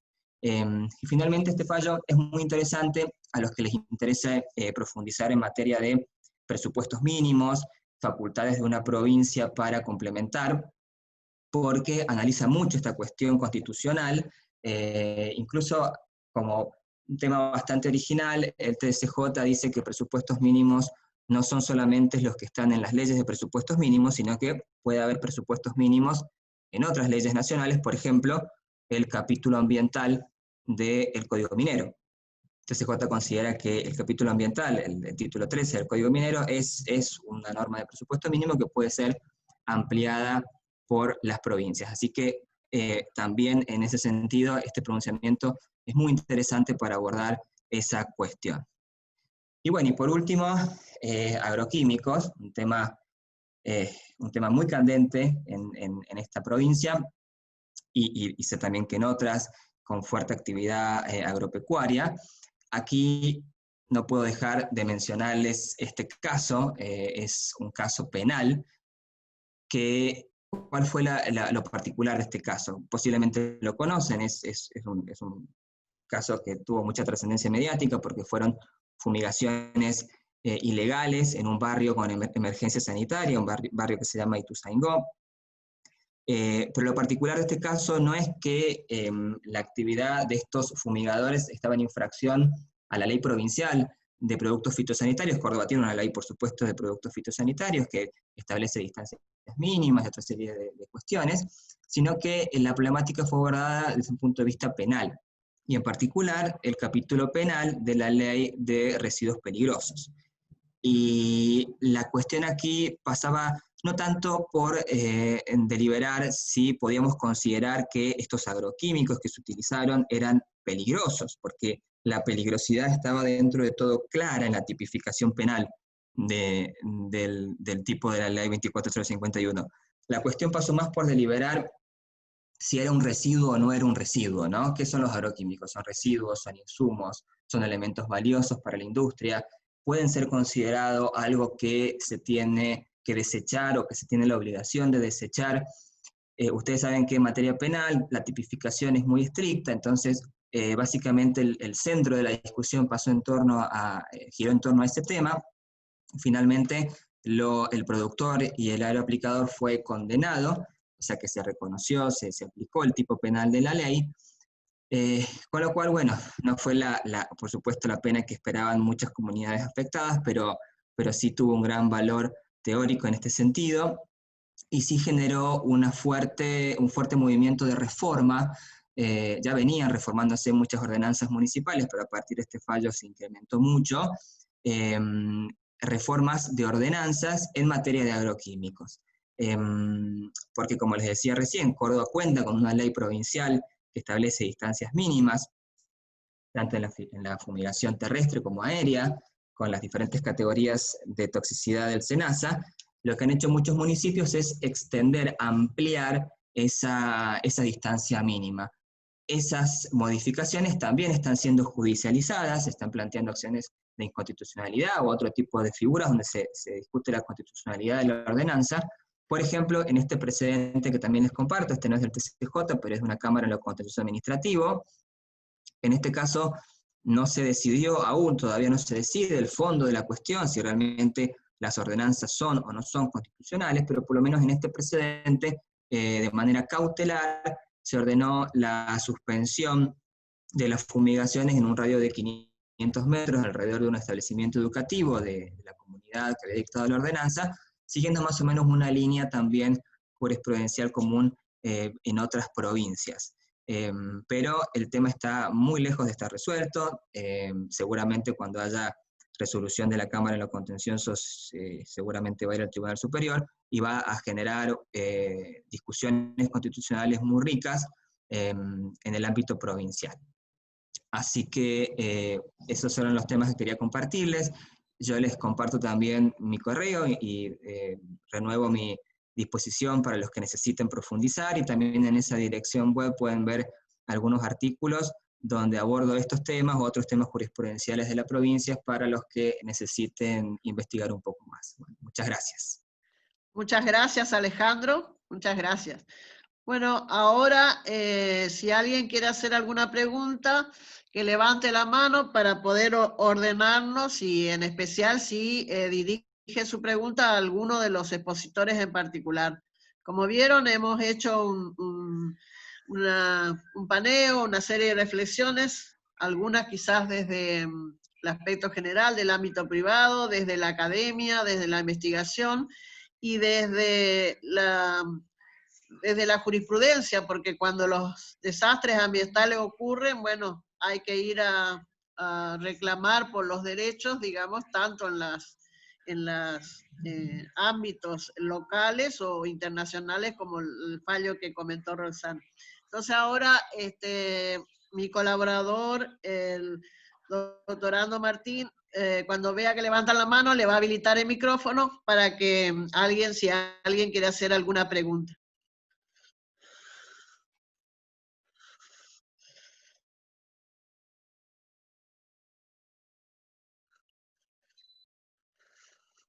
Realizan acá una pregunta por chat al doctor César Galarza y dice, Esquivel Adriana pregunta, que quisiera saber por qué el tema de la cuarentena no afectó el tema del medio ambiente en muchas páginas oficiales del medio ambiente, y estudios demuestran que la contaminación ambiental disminuyó favorablemente la cuarentena, como por ejemplo en China.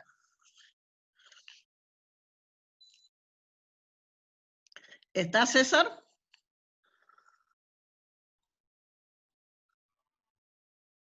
Hola. Sí, sí. Había ocultado para que no Bien, está haya bien, sí, para que no interfiera. Todos nos pusimos afección. cámara oculta para no interferir, sí. Bueno, ¿Escuchaste la pregunta? sí, el tema de la pandemia del coronavirus es algo que agarró a todos de improviso, ¿no? A gobiernos, al ámbito privado, al ámbito público. Entonces, todavía los estados y todos los ámbitos no están sabiendo cómo reaccionar. Incluso ahora recién los países que están, digamos, pasando una fase más tranquila de la cuarentena, recién están sacando algunas conclusiones. Entonces, todos estos temas muy nuevos, o sea, todavía no se puede sacar una conclusión de si reaccionar o no. Esa página, por ejemplo, que yo les pasaba ahí en la presentación el día sobre el paso de sobrecarga de la Tierra, incluso yo hoy me fijé en el informe del año 2020 y comunicaban a la población, cuando la gente le pregunta cómo estamos con la pandemia, si disminuyó el uso de la huella ecológica en la Tierra, y ellos decían que todavía no pueden analizar la cantidad de información, porque ustedes saben que en el tema ambiental hay mucho efecto directo e indirecto. Una cosa es lo que aparentemente puede haber de beneficio ambiental, pero después esto puede ir generando consecuencias negativas en forma indirecta, como las que veníamos comentando, por ejemplo, esto de las nuevas contaminaciones por elementos sanitizantes, la mayor generación de presión en los recursos naturales en el campo, el mayor uso que se está haciendo de transporte individual, que entonces todo esto va a ir afectando de alguna manera, y por supuesto hubo beneficio, pero todavía es muy pronto como para sacar conclusiones de este tema. Gracias. Benjamín Gamarra tiene levantado la mano. ¿Querés realizar una pregunta, Benjamín? Sí, hola, hola a todos, a todas. Es una pregunta, también un poco una reflexión sobre algo que introdujo Clara. Hola Clara, ¿cómo estás? ¿Cuánto tiempo? Eh, la cuestión del enfoque ecosistémico, ¿no? Y eso que muchas veces se reflexiona cuando hablamos de ciertos temas específicos, que en nuestro ordenamiento, bueno, fue un poco introducido por la ley de bosques, en el caso de pensar los servicios ecosistémicos o ambientales. Y me pregunto, porque bueno, un poco la reflexión de esta jornada tiene que ver con, por supuesto, el contexto de pandemia, y todavía se están indagando acerca de las causas que llevaron al desarrollo y a la expansión de este virus, y se ha dicho mucho acerca de la relación, por ejemplo, de las comunidades con los animales y del consumo de animales. Yo me pregunto si esta reflexión, y le pregunto también a Clara, ya para que sé que ella conoce del tema, si podríamos, a partir de esta situación particular que estamos viviendo, empezar a pensar en un enfoque integral y ecosistémico de todo el ordenamiento jurídico ambiental, porque entendemos que la cuestión segmentada o el tratamiento segmentado del derecho ambiental no ha llevado a mayores logros, sino tal vez hasta olvidarnos de ciertos aspectos y de ciertos problemas por justamente tener este enfoque limitado de las cosas. Pienso en la solución que se le dio en su momento a la cuestión del ébola en África, que hubo que acudir a otras ciencias, por ejemplo la antropología, para modificar cuestiones que son de tipo culturales, sobre el consumo y sobre las prácticas y las tradiciones. Y entonces me pregunto si esta situación particular nos llevaría a pensar en un ordenamiento realmente ecosistémico e integral.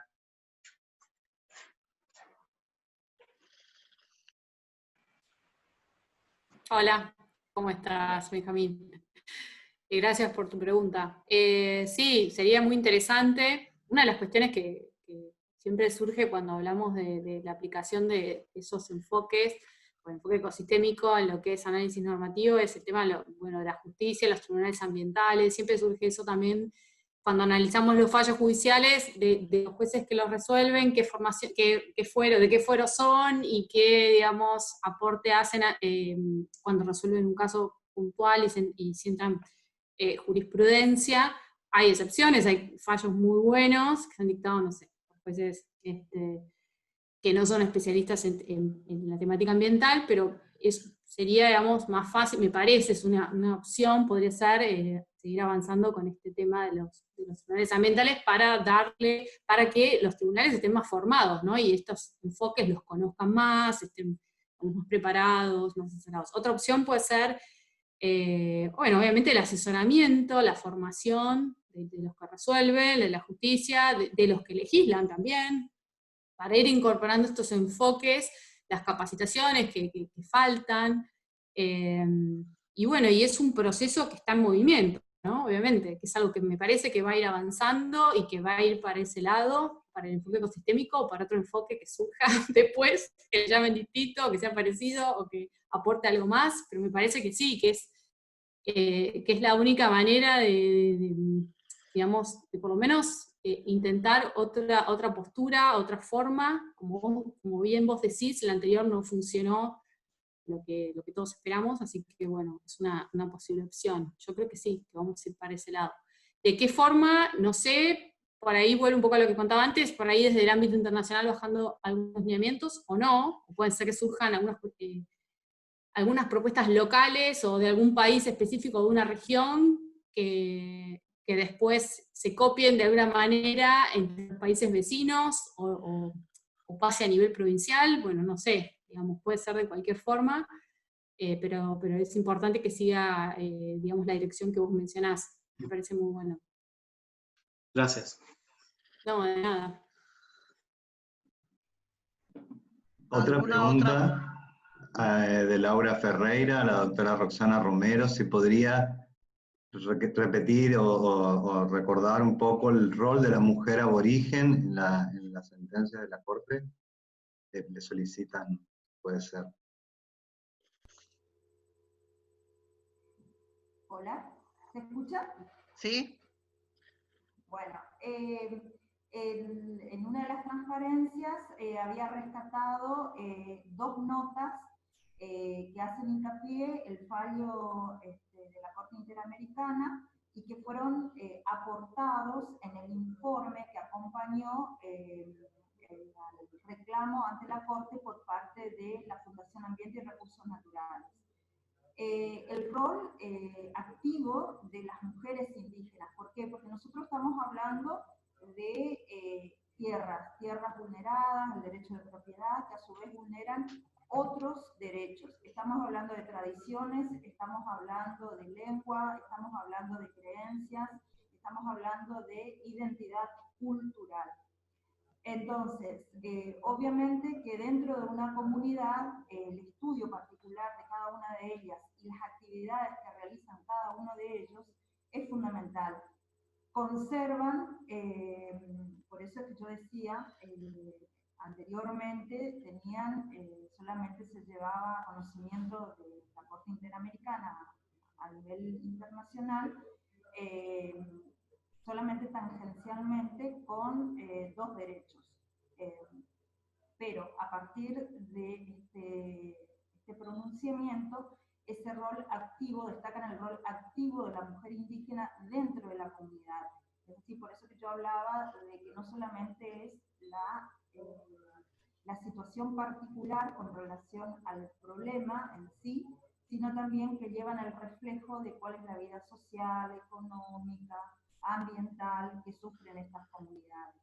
A ese conocimiento que ellas tienen, tradicional, que podría encuadrarse en lo que se llama el tema de la conversión del recurso natural para provecho propio o eventualmente para ser extensivo a la población criolla, porque acá tenemos dos estamentos sociales bien diferenciados en el fallo, pero que a su vez protege a la población criolla de no ser expulsado utilizando, digamos, situaciones particulares compulsivas. Entonces, ese saber que tiene la mujer dentro de esta comunidad ecológica, tradicional, ser considerada como una forma, hace mención la sentencia, de soluciones más adecuadas al cambio climático. Si eso lo traspolo a lo que es la realidad argentina, nosotros en diciembre del año pasado contamos con una ley de presupuestos mínimos en materia de mitigación y adaptación al cambio climático. Hoy está en vías de ser reglamentada la misma, y donde se tiene que proponer los planes de manejo, cuáles son las acciones para mitigar y cuáles son las acciones para adaptarnos. Es decir, uno digamos, para reducir y el otro, digamos, para tratar de que no se convierta en un problema. Por eso que tratar de sacar, digamos, lo mejor dentro de lo que son los estamentos sociales, la conformación de las comunidades para que la mujer sea revalorizada en ese contexto.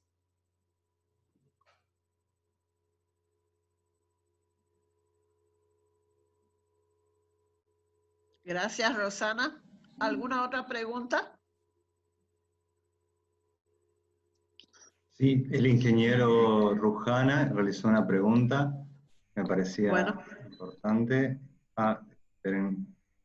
El ingeniero Rujana, que es autoridad del organismo ambiental de la ciudad, de la provincia de Corrientes, pregunta al doctor Vera su opinión respecto de cómo encarar el problema de que ningún municipio quiere el centro de disposición final del otro, en especial en las grandes ciudades, aunque el lugar esté alejado de zonas urbanas. Bueno, muchas gracias Rubén por la pregunta, es una gran pregunta. La verdad que se puede contestar desde diferentes puntos de vista, el de cuestión más técnica pues seguramente a mí me excede, pero desde un punto de vista pragmático y judicial, yo diría que es la única opción, principalmente en provincias como Córdoba, donde recordemos que por la estructura constitucional de la provincia, Córdoba tiene aproximadamente 427 municipios, 427 municipios de diferente magnitud. Entonces, ¿cómo hace un municipio chico para afrontar un tema tan costoso como es la gestión de los residuos sólidos urbanos de una manera eficiente y que pueda costear, digamos, insisto, con excesivo pragmatismo, porque todos podemos avisorar las técnicas ideales de gestión en escalas chicas, a nivel barrial, a nivel de edificios, ¿no? A nivel de comunas pequeñas, pero la realidad es que esas comunas no tienen recursos para semejante política pública. Entonces la solución que se está ensayando acá en la provincia es la regionalización, ¿no? Por eso es la regionalización de la que les comentaba. Y cuando uno se regionaliza, alguien va a tener que aceptar el centro de disposición final de los residuos, no queda otra. La cuestión aquí pasa por si ese centro de disposición, enfocándolo legalmente, cumple con todos los mecanismos de licenciamiento que tiene que cumplir. Y me parece que la judicialización va a pasar por ahí. Por ejemplo, en el caso que les compartía, en torno a la ciudad de Córdoba, se habitan desde el terreno era inundable y la cuestión de las distancias a los centros poblacionales. Finalmente se determinó que la zona no era inundable, o sea que la planificación era correcta, pero no así en relación a la distancia mínima que tiene que conservar, y no porque lo diga alguna legislación en particular, sino porque es lo que surgía de los dictámenes técnicos. Fue un juicio donde se discutió mucha prueba pericial, y esa prueba pericial determinaba que la distancia no era la que preventivamente debía ser correcta para ese tipo de obra. Así que entiendo que no es una respuesta completa a una pregunta tan amplia y compleja, pero por lo menos le comparto la visión jurídica de cómo se está abordando aquí en la provincia de Córdoba.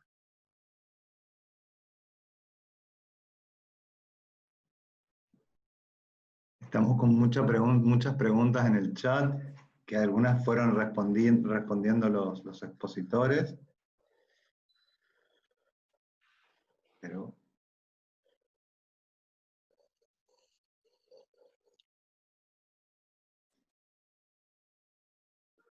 ¿Querés leer, Martín? Sí, acá hay una pregunta interesante que realiza Belén Ramírez. No dice a quién la dirigió, no logré ver a quién, pero pregunta que tratándose de la crisis climática, de un fenómeno global, ¿cómo reaccionar frente a aquellos líderes políticos que niegan dicha crisis? Entre uno de los temas.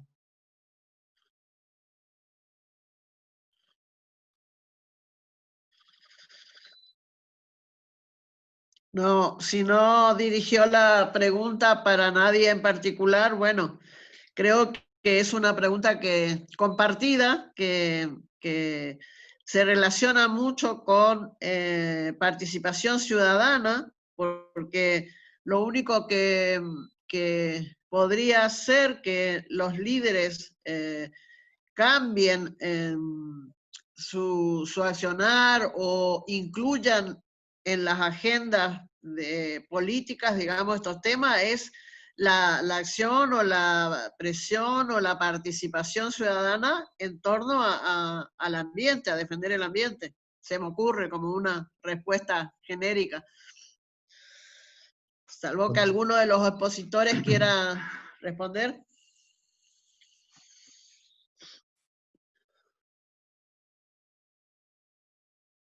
Otra pregunta de Juan Alberto Gómez. Yo solamente, sí, absolutamente de acuerdo con Alba. Justamente hoy en otra charla preguntaban acerca de si vale la acción del ciudadano común que quiere reciclar basura en su casa y si tiene que tomar en cuenta. Vale también, pero sobre todo la posición, lo que comentaba Alba, es la presión que pueden ejercer los ciudadanos para que las cuestiones ambientales estén en la mesa de decisión del ámbito público y no solo el ámbito público, sino de los grandes cuerpos empresarios que pueden mover el amperímetro, ¿no? Gracias. ¿Ibas a leer otra pregunta, Martín? Sí, acá hay hay varias preguntas. Otra de las preguntas dice, Juan Alberto Gómez pregunta a cualquiera de los expositores, dice, que creo que es un poco de los temas que en general trataron todos ustedes los expositores, fueron hablando de esto, que es que cuál puede ser el impacto a nivel global y en particular en Argentina que deje la situación post-pandemia en materia de medio ambiente. Le estoy cambiando un poco las palabras, pero esa es la idea. O las repercusiones respecto del periodo post-pandémico.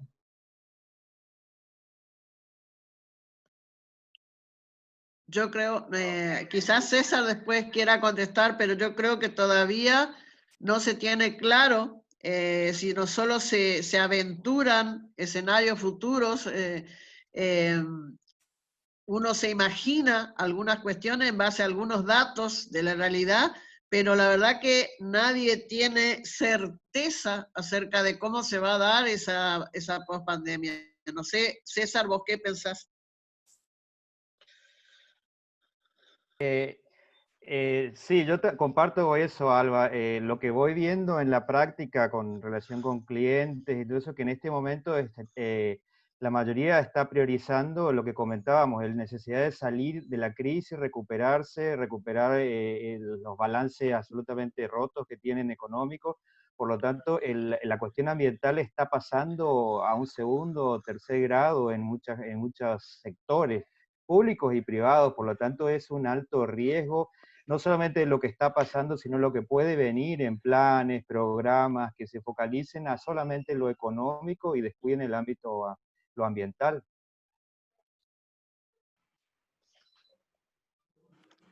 Gracias. ¿Quedó Alba, alguna pregunta?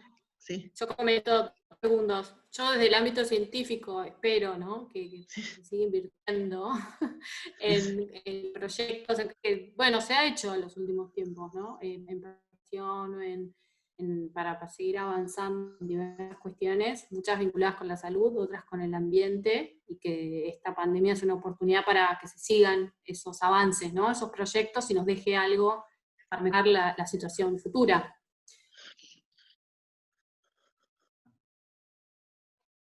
Sí. No hay más preguntas. A mí me gustaría hacer un comentario, si me permiten. Simplemente a esto del periodo post-pandémico, pienso que tal vez desde un nivel más jurídico, sistémico, estamos en un momento de colisión de principios claramente, en donde la mayoría de los principios individuales se encuentran en un estado, podríamos decir, congelados o disminuidos en relación a este macro bien salud colectivo sobre todo, ¿no? Y creería que si lo pensamos desde la cuestión ambiental sobre todo, podemos ver cómo los principios, como el preventivo, el precautorio, están jugando un rol fundamental, tal vez no de manera directa como una cuestión ambiental, pero si incorporáramos o pensáramos en esta noción de ambiente amplia, cultura, naturaleza incorporada, vemos cómo hay ejemplos de ciertos mecanismos jurídicos que el Estado está tomando que tranquilamente entrarían dentro de la órbita de lo que es la prevención y la precaución sobre todo, ¿no? Y que resultaría analizarlos post-pandemia como cuáles van a ser las consecuencias de esta maximización de estas medidas, ¿no? En el sentido, sobre todo, de lo que es la precaución, no podría pensarlos o verlos ahí en su actuación. Creo que es importante nosotros los ambientalistas o los que estamos en el ámbito del derecho ambiental prestarlos atención, como nuevos dispositivos que tal vez es la característica del derecho ambiental de recrearse en todo momento o de ir viendo cómo va aumentando su caudal. Es importante ver, me parece, como reflexión a qué va a pasar en pospandemia. Me parece una reflexión. Bueno, ha sido una tarde, la verdad que muy agradable, muy interesante con todas las reflexiones, y espero que, bueno, los que nos acompañaron hayan quedado satisfechos, han dejado sus mails. La charla se grabó, pero ahora en este momento no sabemos dónde va a estar, digamos, ubicada en el sitio de la facultad, o sea que se los comunicaremos dentro de cuando el apoyo informático nos diga. A todos los que nos acompañaron, muchísimas gracias, y especialmente a los que nos han ayudado a reflexionar, a estos planteos, a César, a Clara Minaberri, a Roxana y a Alejandro. Muchísimas gracias por su generosa participación y el hecho de sentirnos tan cerca pese a las distancias, ¿no? Hemos unido varias provincias y esto la verdad que nos deja de tener su ámbito de satisfacción. Así que les agradezco a todos. Muchas gracias, Alba, por todo y gracias por tu generosa invitación, como siempre.